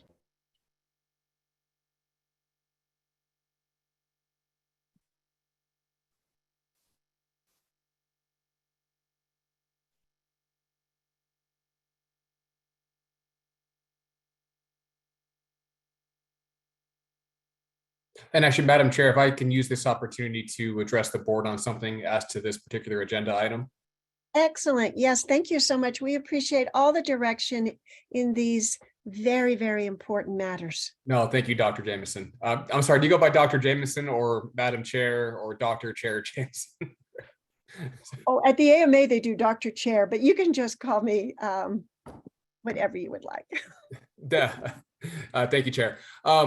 Earlier in this agenda item, I mentioned as far as we had the discussion about voting members and non-voting members. I hope that didn't come off like the ex officio members' input wasn't welcome and appreciated. This is, of course, a board discussion and determination. But as far as votes go, that would be for the voting members. At least that is typically how it's interpreted under the statute or general statutes. So I thank you for the opportunity to speak and be present for the board today. And while they're still trying to do that, I appreciate that statement so much because on many boards, I am also ex officio. And we usually do engage in the conversation. So when the interviews of the candidates come, we're often allowed to engage, discuss, and give our valuable input, but which is so helpful from the ex officio members.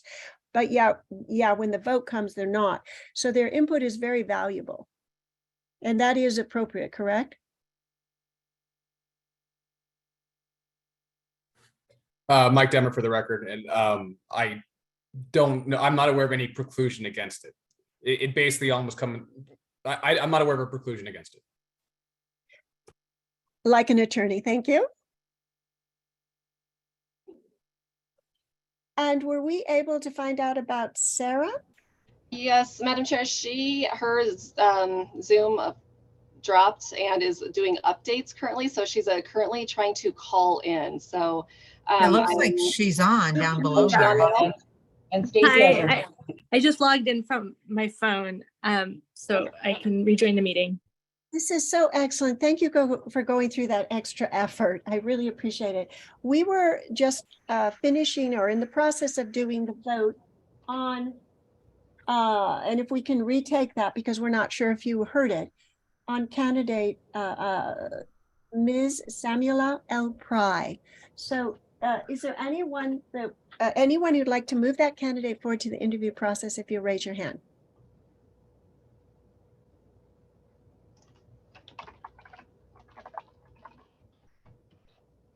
Okay, that candidate will not move forward.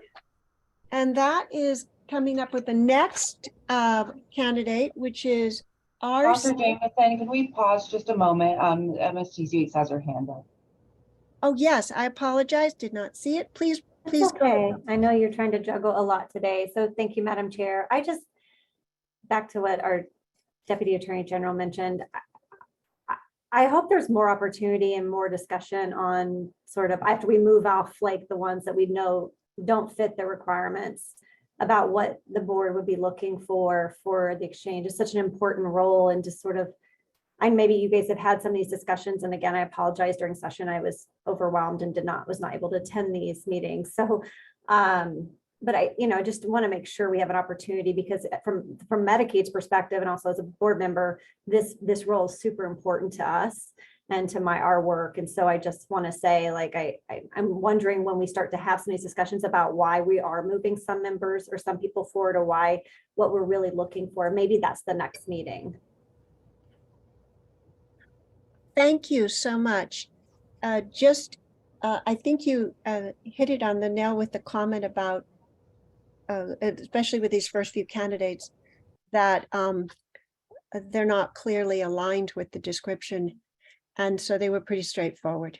We will be getting now into some people that are more aligned, and reviewing the job description gives us the black and white if they are have the skills and knowledge and experience for the job. And indeed that then will take them up to the next level, the interview, which is where we are going to find out exactly more information that we all need to know that you're alluding to right now, and which will enable us to best make the wisest decision collectively. And so I hear what you're saying, and part of that information will be gleaned from the way the board over the next few weeks will be submitting the 12 questions that they think are so important to hear these great candidates give their responses to. And as you heard, those questions will be vetted out very thoroughly, and that will give us the most enlightenment and everything you're looking for. One last question, Madam Yes, Chair. Sorry, absolutely. I am going to be that person. I apologize. That's okay. I am better. I am much better in person. That's what people tell me. I'm a punk on these calls. I apologize. But but Madam Chair, the only other thing I would ask is that, and just the question is like, were these not already screened as not qualifying, or do we have to look at everyone as a board and we don't have like an HR process? Like, the state level, like in our agency, a lot of these folks that don't meet the criteria were already off the top. It Right. is, yeah, and that's an excellent question. Had we got somewhere between 10 and 20, our staff would have done some more vetting. Okay. Because we're less than 10, Mhm. they went ahead, and so it's a matter of numbers, but absolutely, yes.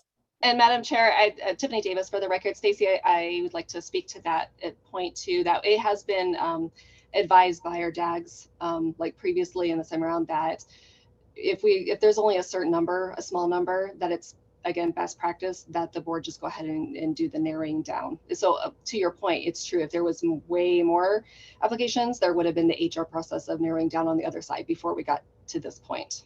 So. And also, Stacy, I just want to point out too that the applications and references were reviewed with agency HR services as well as an internal committee at the exchange. So we called all of the references to for those who applied. Excellent. Thank you for adding that part. Dr. Jamison, if I can add a little bit of clarification as well. I don't know how long ago it was that we went through this process, and I think a majority of the folks on the board participated in that. I know we have a few new people where we need to go back and kind of clarify a little bit of this process for some of the newer members on the panel today. But it wasn't that long ago that we went through this and kind of have some experience going through this. So I think that's why we're able to move through this process as we are up to this point. Exactly. It's been just over a year, and it's all pretty fresh in our memory, because the first time round, which was just over a year, we really went through a lot of the infrastructure of how to do this. So, all right, proceeding on then. Any other questions before we move to our next step?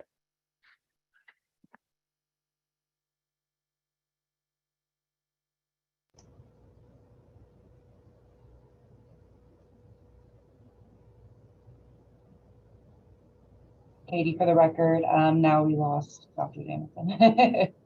So Caitlin, please keep an eye out for her joining back in. It feels like a Monday. I feel like it might be.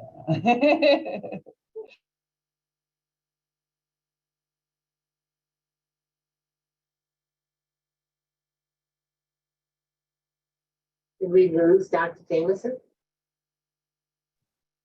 Yeah, so we're just waiting for her to join back in. Oh, okay.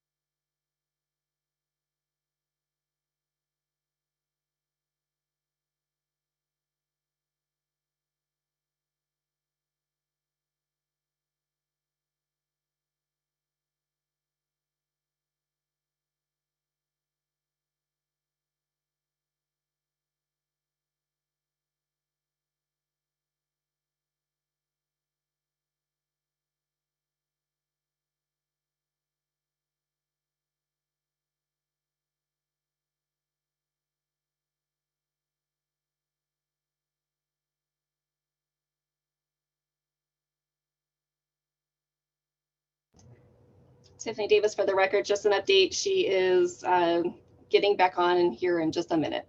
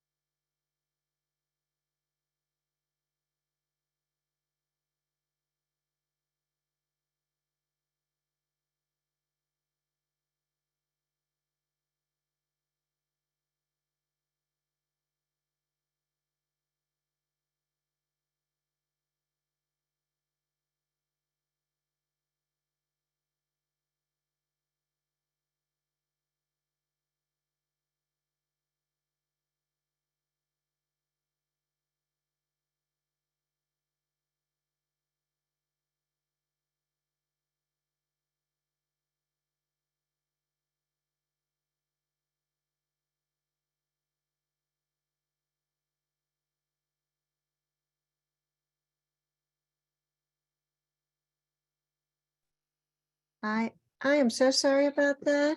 Next person. Oh, did I do Troy Johns? My apologies. Did we do Troy Johns? You did, Madam Chair. Okay, so he's moving on. There were 3 votes, agreed, correct. Okay, excellent. So Troy is moving on. And the next one is R.C. Pope.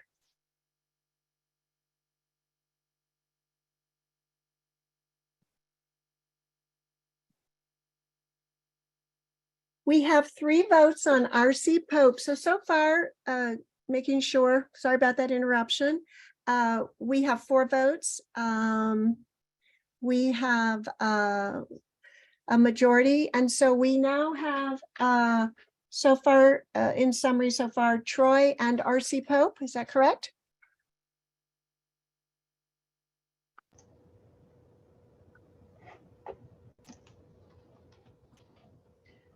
Dr. Jameson, did you do Russell Cook yet? I am now going, no, he's coming up. He's okay. So My we fault. now have, good, I'm glad I'm not the only one that's trying to keep track of everything. We now have Jennifer Croup.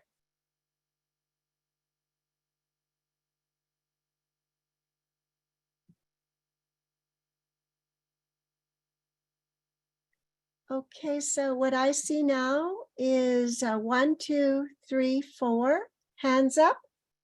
So Jennifer will be moving forward. So we now have 3, and our last one, if I'm not off base here, is Russell Cook. And let's make sure we all put our hands down for just a moment. And everybody, let's put hands down for a moment. And then let's start fresh. Russell Cook. Excellent. Okay. Thank you. All right. So in summary, then we are moving forward with R.C. Pope, Troy Johns, Jennifer Croup, and Russell Cook. They'll each be, and I'm going to hand this part over to Tiffany now to summarize that they'll each be 45 minutes, which is 3 hours added to the board meeting that she had discussed. And then tell her once again, she'll be sending out, I'm sure, the detailed emails as she has in the past, explaining the process, but I will let you summarize what has just happened and our steps forward. I will do my best, Madam Chair, and I will look to our DAG to interject where I get anything maybe a little bit off. So we've just, you guys have preliminary choice of who you would like to move through to the interview process. And now I believe, correct me if I'm wrong, Michael, that they will now need to vote on moving them to that next process for the interviews. Mike Detmer, for the record, as previously discussed, it was my understanding that this was indeed, as you characterized it, a preliminary vote and not an actual board action yet. So yes, they would need to take action through vote. Okay. And So then once that's done, Dr. Jameson, sorry, not to interrupt, but then you'll kind of then go over those questions as far as how long you want the interviews, how you want the interview questions handled, all of those steps as well. Excellent. So I'd like to thank the board for bearing with us this afternoon. It's longer than usual and your participation is so invaluable. So in summary, I would like to now make a motion for the board to move forward for the interview process for the executive director of the Silver State Health Exchange, the candidates R.C. Pope, Troy Johns, Jennifer Croup, and Russell Cook, and for this to be done at the time designated. Currently, I believe it's July 17th, or possibly July 13th. Oh, July 13th, or a possible new date. Everybody in favor? Let's say, Levon, your hand is still up. Everybody in favor of moving these candidates on? You can raise your hand. Oh, excellent. I think we have everybody in favor.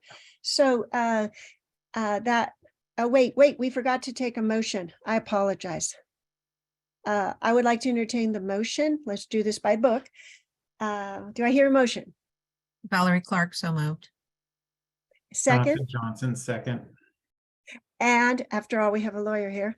And then everybody, go ahead and raise your hand if you're in favor of moving these candidates forward. Excellent.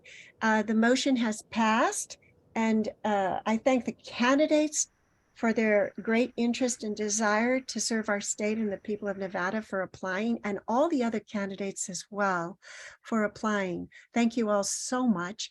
And then I really am grateful for the board for this and the next meetings and other work to come on this issue. So let's go ahead and have a summary about next step forward. And Chair, I apologize, Mike Devon for the record, because that was taken by a show of hands. Will the minutes reflect the members that voted in aye? Okay, thank you. Thank you. Yes, exactly. The names. Thank you. Yeah, Tiffany Davis, for the record, I will confirm that Jonathan Johnson, Dr. Florence Jameson, Elsie Levon Lewis, and Sheriff. Sarah Friedman, that all 5 of our voting members approved. And Valerie Clark. Also voting member. Yes. Okay, a summary on steps forward.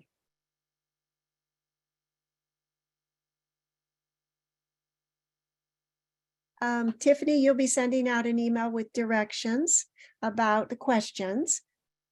Yes, And Dr. Jameson, last time, like I said, again, you guys you have the, it is up to you, whatever you would prefer. I know last time that the board members did send me possible questions that they would like for consideration, and I compiled those, and then right before the board meeting, I ran them by you. You did have a final approval, but then they were not given to any of the board members, to the full board, until right before the interviews were taking place. But I'm happy to do that again if you all feel that that would be appropriate, or if you would like those questions be sent to either our DAG or agency HR, someone else. That is your choice. well, here's a couple questions then I have for our lawyer. Number one, we went through this process before, and if someone, I believe it's on video, so this brings up a little, I guess it could be a little questionable process. We worked really hard to get some really great questions that we loved. The board members, might want to review some of them to give them an idea of the types of questions we asked. I imagine the lawyer would say it would be absolutely inappropriate to use the very same questions. But anyway, I would like your suggestion on, do we even show them the old questions? Do we show them, but again, remind them that we should try to think of new, unique questions going forward, etc. Thank you, sir. Mike Devon for the record, and forgive me, but I think I need a little bit more of understanding as far as the intended process. So if I understood correctly, the desire was to have preset questions forwarded to all the different board members, like? Oh, no. I'm sorry. I will clarify. I know we need to create 12 new questions. We did work really hard on the prior 12 questions. And I'm not sure if our board members remember those questions. And I just thought that if we allow them to see the old questions, and it would refresh their minds as to sort of some of the things we're interested in asking, kind of give them a place to start as they create new questions, if that would be reasonable to send them the list of old questions or not. Mike Devon for the record, that should be fine. Just keep in mind that anything that is shared to a quorum of a public body becomes a public record. Or let me rephrase. Yeah, what does that mean? What's that mean? It would be support material. So under NRS 241, any kind of information that is shared to a quorum of a public body, which pertains to something that's within their jurisdiction that they'll deliberate or take action upon, it becomes support material. Oh, so okay. If it's going to go out to a quorum of the members, it would be available to the public. Yeah, more than one. So here's my question for the board.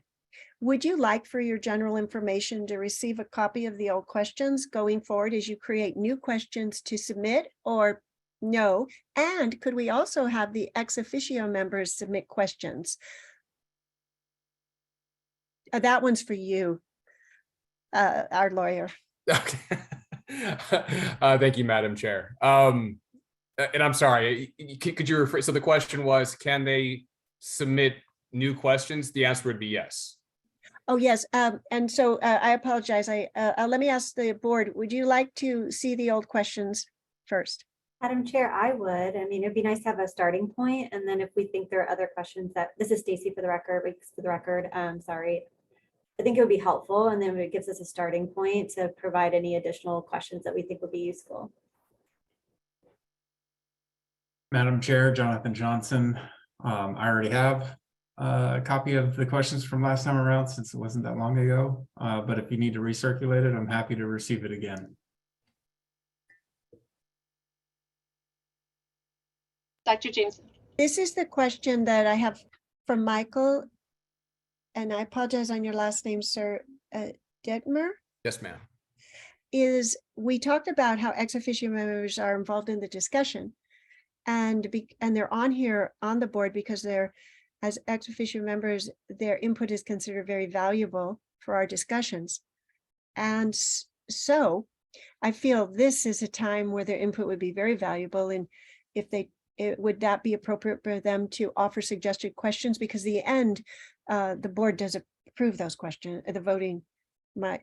So would that be okay? And Mike Devon for the record. I see those as separate things. So yes, I believe there wouldn't be an issue with that, to the best of my knowledge. So I would appreciate then, yes, if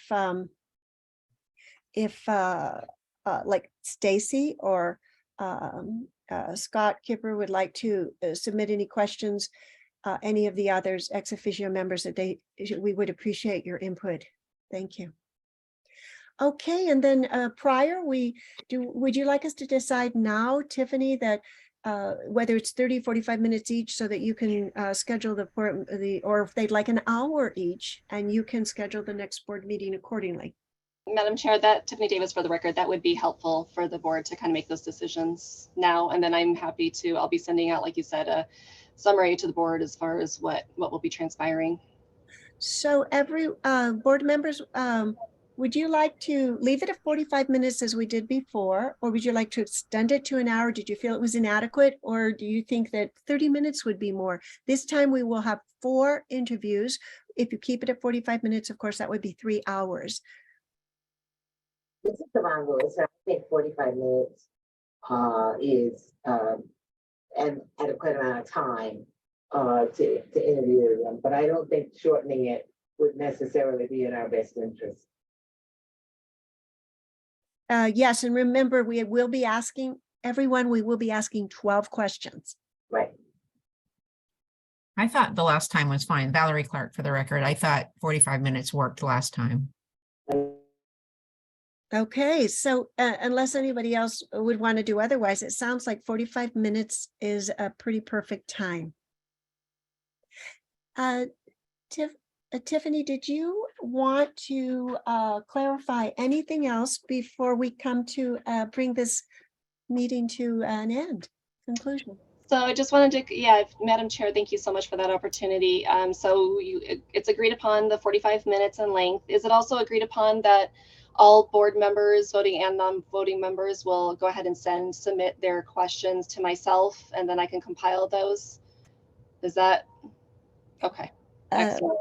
And then is the board still okay with the July 13th at 1:30 time, or does the board want to consider moving that time, or how are we feeling with that? If the board could take a moment and just look at your calendars, and at least for now, best we can tell, let her know if that works, since we will be inviting quite a few candidates to come on a set date. And she will let us know, of course, from her end or from her candidate's end, if that just isn't going to work. But if that's good, then she can start lining up all these important interviews, which will take, of course, as you know, some time. It always does. And for the record, this is Delphine Devon Lewis. I'm not available on that date. I am at a conference, so I will not be able to call in on that date. Chair, I have the same problem that day. I mean, I am a board member, even though I'm non-voting, I still would like to attend, but I understand if that's the only day we can find. Yeah, me too. And the same holds for me. I'll be out of town, but even as a non-board member, I would be interested in participating. Oh, I think we have to try to find another date. Can we do some sort of a monkey survey or monkey doodle? What is that called? Madam Chair, I'm happy to reach out to the full board again and then look at our calendars as well here at the Exchange and send a nice list of dates, possible dates, and then we'll go from there. Thanks for bringing up that important point and the input our members just gave us. That is so critical. Excellent. Okay, because unfortunately, the summer is when many people are in and out. So, but we're going to find that time that's perfect. And perhaps we may have to veer from the usual sort of lunch hour Thursday. So try some, moving options around. Okay. I appreciate that, Madam Chair. Thank you. Are those all the questions? I would like to ask at this time if our DAG or if Tammy Brunson, our agency HR helper as well, if either of them think that we're missing any components here, feel free to speak up at this moment in time. Or if you feel like we're good, then I think we're set. Yes, and just before closing, I really want to thank, there were so many applicants and so much time needed to review those applications. Really thank our board members for putting in all that extra time this time around. And then finally, the consideration for the discussion of possible actions regarding dates and times. I think that'll be our very next meeting. Do we need to go to any other beyond that? No. And time for public comment. Do we have any public comment north-south? Madam Chair, Caitlin, do we have anybody who's raising their electronic hands online for public comment? And just a reminder to those who are on the phone lines that if you would like to make a public comment, please raise your hand and Caitlin will unmute you for public comment. No, at this time, there is no public comment online.